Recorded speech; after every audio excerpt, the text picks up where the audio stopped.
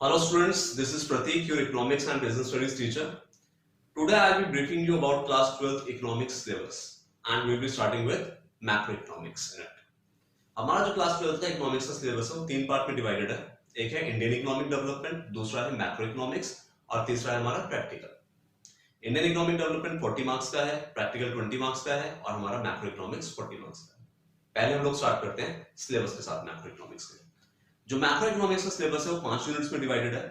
The first one is national income 10 marks का, money and banking it is of 6 marks, then after income and employment ये 12 marks का है, then after government budget 6 marks का और last में दो chapters एक ही यूनिट में कंबाइंड है, balance of payment and foreign exchange rate, ये भी 6 मार्क्स का है हमारा.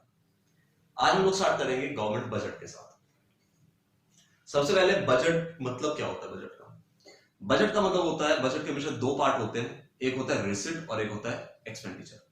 कहां से पैसा आएगा और कहां पर हम उस पैसे को स्पेंड करेंगे, इसे हम लोग बोलते हैं बजट. कहां से पैसा आएगा, कहां पर हम स्पेंड करेंगे. जैसे हम अपने घर का बजट बनाते हैं कि जो भी हमारे अर्निंग मेंबर्स हैं फैमिली में, कितनी उनकी इनकम है और किस तरीके से उस पैसे को हम स्पेंड करेंगे, जो भी हम प्लानिंग वगैरह करते हैं उसके रिगार्डिंग, वो सब क्या है, वो बजट बनाना है. इसी तरीके से पूरी कंट्री के लेवल पे जो बजट बनता है उसे हम बोलते हैं सेंट्रल बजट. जो स्टेट के लेवल पर बनता है उसे हम बोलते हैं स्टेट का बजट और जो म्युनिसिपैलिटी के लेवल पे बनता है उसे हम बोलते हैं लोकल बॉडीज का बजट. जो हमारा सिलेबस है that is confined to central budget only. तो आज हम लोग स्टार्ट करेंगे सेंट्रल बजट के साथ. सबसे पहले बजट की डेफिनेशन.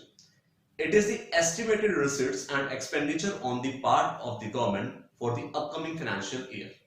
जो बजट बनाया जाता है वो आने वाले एक साल के लिए बनाया जाता है, जो स्टार्ट होता है 1 अप्रैल से एंड इट एंड्स ऑन 31 मार्च.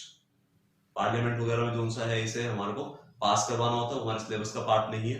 तो में जो सा है एक तरीके से जो हमारा फाइनेंस मिनिस्टर होता है वो इसे पार्लियामेंट में पूरा का पूरा पेश करते हैं. वो हमारा थोड़ा सा सिलेबस का पार्ट नहीं है. अभी हम लोग क्या समझेंगे कि बजट हम लोगों ने जो पढ़ा, बजट बेसिकली क्या है कि एक रिसिट और एक एक्सपेंडिचर. कहां से पैसा आएगा और कहां पर हम उस पैसे को स्पेंड करेंगे, what is that, that is budget. Budget को एक और तरीके से क्लासिफाई किया जा सकता है जिसे हम बोलते हैं, बजट दो तरह का होता है, एक कैपिटल बजट है और एक है हमारा रेवेन्यू बजट. कैपिटल बजट के दो पार्ट होंगे, बजट के दो पार्ट होते हैं. ऐसे कैपिटल बजट के दो पार्ट हो जाएंगे, एक हो जाएगा कैपिटल रिसिट और एक हो जाएगा कैपिटल एक्सपेंडिचर. जिस पैसे के आने जाने से हमारी एसेट और लायबिलिटी पे फर्क पड़ेगा वो हमारा कैपिटल बजट का पार्ट होगा और उसे हम कैटेगराइज करेंगे एज कैपिटल रिसिट या फिर कैपिटल एक्सपेंडिचर.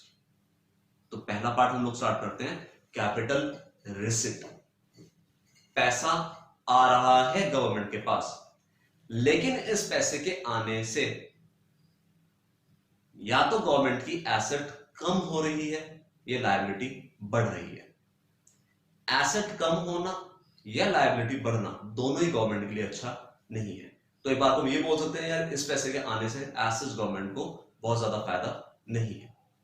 एग्जांपल लेकर चलते हैं.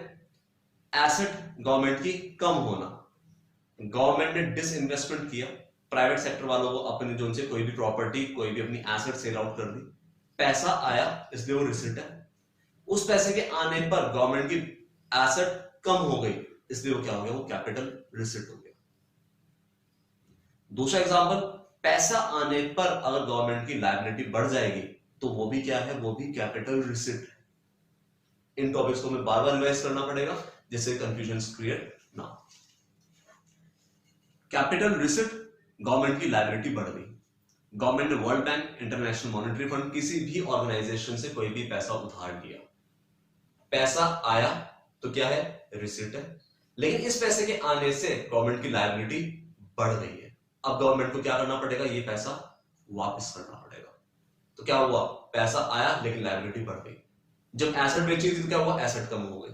तो कैपिटल रिसिट क्या हुआ, वो पैसा जिसके आने से या तो गवर्नमेंट की एसेट क्या हो जाएगी, कम हो जाएगी, या गवर्नमेंट की लायबिलिटी बढ़ जाएगी. Capital receipts are those receipts on the part of the government which either increases liability और decreases asset of the government. Paper pen लेकर बैठ लीजिएगा आप लोग, तभी इस चीज को नोट कर लें साथ के साथ, फिर इसे रिवाइज करें, तभी इसकी एक क्लियर अंडरस्टैंडिंग आ पाएगी। नहीं तो बार बार ये कंफ्यूजन होगी कि एसेट बढ़ेगी लायबिलिटी घटेगी, क्या होगा। फिर हम लोग लास्ट में एक बार फिर इसे रिवाइज कर लेंगे, जिससे कि हमारे डाउट्स कुछ कम हो जाए। ये था कैपिटल रिसिट। दूसरा है कैपिटल एक्सपेंडिचर। गवर्नमेंट खर्चा कर रही है, खर्चा किया, कोई एसेट खरीद ली या कोई पैसा उधार रखा था वापस कर दिया, यानी कि इस पैसे के खर्चने से या तो एसेट बढ़ेगी या लायबिलिटी कम हो जाएगी। ये क्या हुआ? ये हुआ हमारा कैपिटल एक्सपेंडिचर। एग्जाम्पल, गवर्नमेंट ने ब्रिज बनाया, डैम बनाया, पैसा खर्च हुआ लेकिन एक एसेट बढ़ गई, तो क्या हो गया? ये हो गया हमारा कैपिटल एक्सपेंडिचर। क्यों बोल रहे हैं इसे कैपिटल एक्सपेंडिचर? क्योंकि इस एक्सपेंडिचर करने से गवर्नमेंट की एसेट बढ़ गई। गवर्नमेंट ने उधार लिया हुआ था, गवर्नमेंट ने वो रीपे कर दिया, पैसा वापस कर दिया, पैसा गया, एक्सपेंडिचर है, लेकिन इस पैसे के जाने से क्या हुआ? गवर्नमेंट की लायबिलिटी कम हो गई। भाई जो हमारे को पैसा किसी का वापस करना था वो पैसा हम लोगों ने वापस कर दिया। Capital expenditure are those expenditure on the part of the government, expenditure on the part of the government which causes either increase in asset or decrease in liability। देखा जाए तो खर्चा करना गवर्नमेंट के लिए बढ़िया है, भाई खर्चा किया, या तो भाई हमारी एसेट बढ़ गई या किसी का भाई पैसा कोई देना था वो लायबिलिटी कम हो गई। ये तो हुआ हमारा कैपिटल बजट। दूसरा मूव हम करते हैं रेवेन्यू बजट पे। जिस बजट में पैसे के आने जाने से एसेट और लायबिलिटी में फर्क नहीं पड़ता है, वो क्या है? वो मेरा रेवेन्यू बजट है। बजट है तो इसे फिर मैं आगे फिर से कैटेगराइज करूंगा कि इसके दो पार्ट होंगे। रेवेन्यू बजट के दो पार्ट, एक रेवेन्यू रिसिट और दूसरा रेवेन्यू एक्सपेंडिचर। रेवेन्यू रिसिट, पैसा गवर्नमेंट के पास आ रहा है इसलिए मैं इसे रिसिट बोल रहा हूं, लेकिन इस पैसे के आने पर ना कोई एसेट कम हो रही है ना ही कोई लायबिलिटी बढ़ रही है। ये क्या हुआ? ये हुआ रेवेन्यू रिसिट। पैसा आया, ना एसेट कम हुई ना ही लायबिलिटी बढ़ी, बढ़िया पैसा है गवर्नमेंट के लिए आना अगर देखा जाए तो। कैपिटल रिसिट क्या थी? बेकार पैसा था, पैसा तो आ रहा था, या तो मेरी एसेट जा रही थी या मेरी लायबिलिटी बढ़ रही थी। लेकिन रेवेन्यू रिसिट क्या? रेवेन्यू रिसिट तो बढ़िया, भाई पैसा आया, ना मेरी एसेट कम हुई ना मेरी लायबिलिटी बढ़ी। एग्जांपल समझते हैं, टैक्स।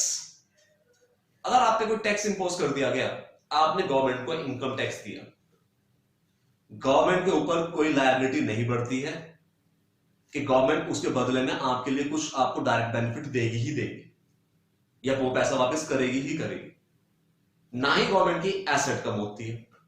तो टैक्स क्या हुआ? टैक्स रेवेन्यू रिसिट हुआ। गवर्नमेंट के पास पैसा आया, इस पैसे के आने से ना तो गवर्नमेंट की एसेट कम हुई ना ही गवर्नमेंट की लायबिलिटी बढ़ी। तो टैक्स किस चीज का एग्जांपल हो गया? हमारा रेवेन्यू रिसिट। दूसरा पार्ट पे चलते हैं हम लोग, ऐसे डिफाइन कर लेते हैं। रेवेन्यू रिसिट क्या है? Revenue receipts are those receipts on the part of the government which neither causes decrease in asset or increase in liability। ना तो मेरी एसेट कम हो रही है ना ही मेरी लायबिलिटी बढ़ रही है। Next part revenue expenditure. खर्चा है इससे एक्सपेंडिचर है। रेवेन्यू नेचर का है तो एसेट लायबिलिटी पे फर्क नहीं पड़ना चाहिए। गवर्नमेंट ने खर्चा किया, ना तो एसेट बढ़ी ना लायबिलिटी कम हुई, इसे हम बोल सकते हैं ये बेकार का खर्चा है। एग्जाम्पल सब्सिडी, जो एलपीजी सिलेंडर वगैरह भी मिलती है हमारा। गवर्नमेंट ने सब्सिडी दी, जो गवर्नमेंट ने सब्सिडी दी, उस सब्सिडी के देने से गवर्नमेंट की कोई एसेट तो बढ़ी नहीं और एसेट गवर्नमेंट की कोई लायबिलिटी भी कम नहीं हुई। भाई किसी को कोई पैसा उधार नहीं ले रखा था जो वापस कर दिया, चलो लायबिलिटी कम हो गई हो, तो normal functioning of an economy में गवर्नमेंट ने पैसा खर्च कर दिया और इस पैसे खर्च करने से ना गवर्नमेंट की कोई लायबिलिटी कम हो रही है ना ही गवर्नमेंट की कोई एसेट बढ़ रही है। तो ये किस चीज का एग्जाम्पल हो गया? ये हमारा एग्जाम्पल हो गया revenue expenditure. revenue expenditure are those expenditure on the part of the government which neither causes increase in asset nor causes decrease in liability of the government. इसमें बहुत सारे एग्जांपल्स हम लोग स्टडी कर सकते हैं, लेकिन उससे पहले फटाफट से एक रिकैप लेते हैं जिससे कि हम लोगों को फिर क्लियर हो। हमने गवर्नमेंट बजट को दो पार्ट में डिवाइड किया, एक कैपिटल और एक रेवेन्यू बजट। कैपिटल बजट वो बजट जहां एसेट लायबिलिटी पे फर्क पड़ेगा, रेवेन्यू बजट वो बजट जहां पर एसेट लायबिलिटी पे कोई भी फर्क नहीं पड़ेगा। कैपिटल बजट के दो पार्ट, कैपिटल रिसीट्स और capital expenditure. Capital receipts, government के पास पैसा आया, उस पैसे के आने पर या तो गवर्नमेंट की एसेट कम हुई या लायबिलिटी बढ़ गई। कैपिटल एक्सपेंडिचर, गवर्नमेंट ने खर्चा किया, इस खर्चे को करने से या तो एसेट बढ़ गई या लायबिलिटी कम हो गई। दूसरा part revenue budget, revenue receipt और रेवेन्यू एक्सपेंडिचर। रेवेन्यू रिसीट क्या हुआ? रेवेन्यू रिसीट, गवर्नमेंट के पास पैसा आया, इस पैसे के आने से ना तो गवर्नमेंट की कोई एसेट कम हुई ना ही गवर्नमेंट की कोई लायबिलिटी बढ़ी।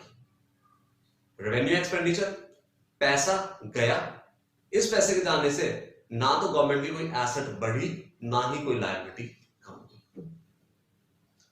होपफुली कुछ क्लियर हुआ होगा। ये 3-4 क्वेश्चन करके देखते हैं कि कितना हम लोगों को क्लियर हुआ है।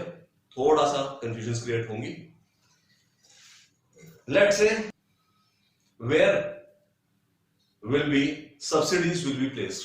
अब सोचेंगे सब्सिडी, गवर्नमेंट ने खर्चा किया तो भाई पहली बात तो ये एक्सपेंडिचर है, और इस खर्चे को करने से गवर्नमेंट की ना तो एसेट बढ़ी ना लायबिलिटी कम हुई, तो बोलेंगे subsidies are revenue expenditure because they neither causes increase in asset nor causes decrease in liability. ये हुआ हमारा answer.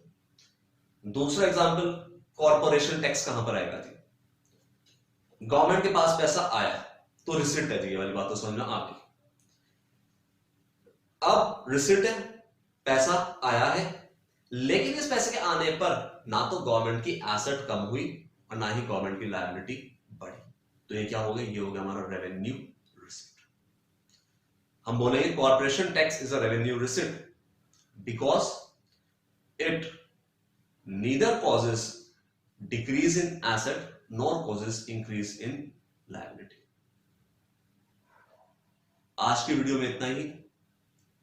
Stay tuned and don't forget to put your comments and views in the comment section. Thank you.